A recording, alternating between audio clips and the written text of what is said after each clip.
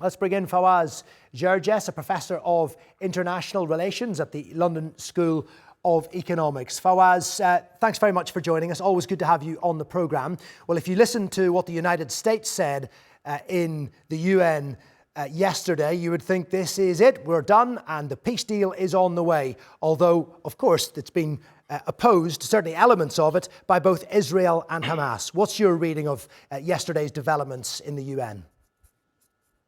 Well, I mean, the first point is that this is a political win for Donald Trump. And that's why Donald Trump has been boasting about the decision by the Security Council as the greatest historic wins in the United Nations. That's Donald Trump. But the proposal, the resolution, raises many questions and many concerns about implementation. Where do we go from here? I mean, two major questions and concerns. First of all, everyone is talking about the fact that the Americans have accepted the idea by the Arab states and the Muslim states to insert a path to a Palestinian state. But it's very vague, and it's made conditional on the reforms within the Palestinian authorities. And guess what?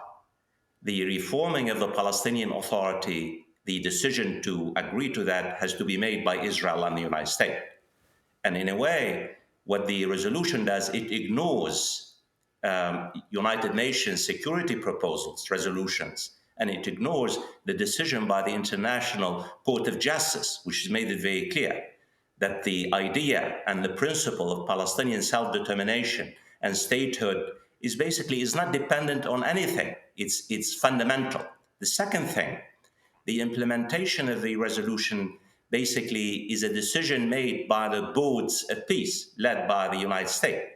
It does not really, it basically, informs the United Nations, but the final authority does not really lie in the United Nations, but in the decision by the Board of Peace as led by Donald Trump. So where do we go from here?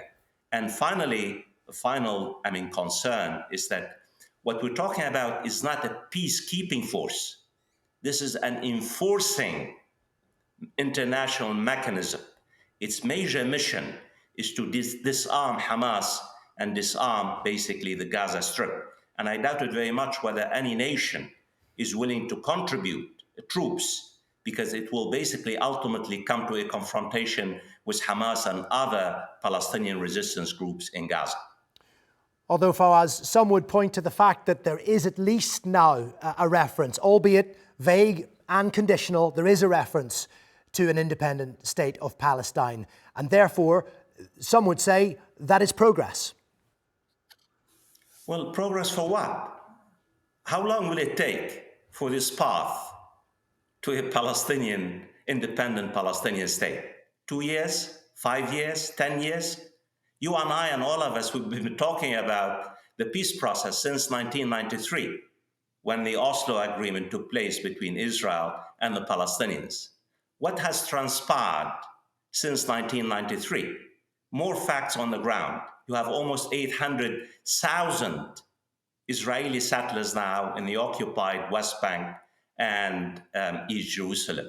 And in fact, the Israeli government, the right-wing government, is racing against time to basically build more settlements and basically bury, quote unquote, the very principle of Palestinian state. And a final point on this resolution, it does not really mention anything about the Israeli occupation of Gaza. Israel occupies 53% of Gaza, and the yellow line is becoming a reality. You and I were talking about the Security Council resolution. The Americans and the Israelis are talking about really consolidating and formalizing the yellow line that's established in Gaza. Look, I'm really happy and delighted that there is a partial ceasefire. The war has not ended. But before we celebrate the resolution, we have to take into account that we have seen many resolutions on the Israel-Palestine, and Israel basically has ignored and neglected all UN Security Council resolutions because Israel is fundamentally opposed to Palestinian self-determination and an independent Palestinian state.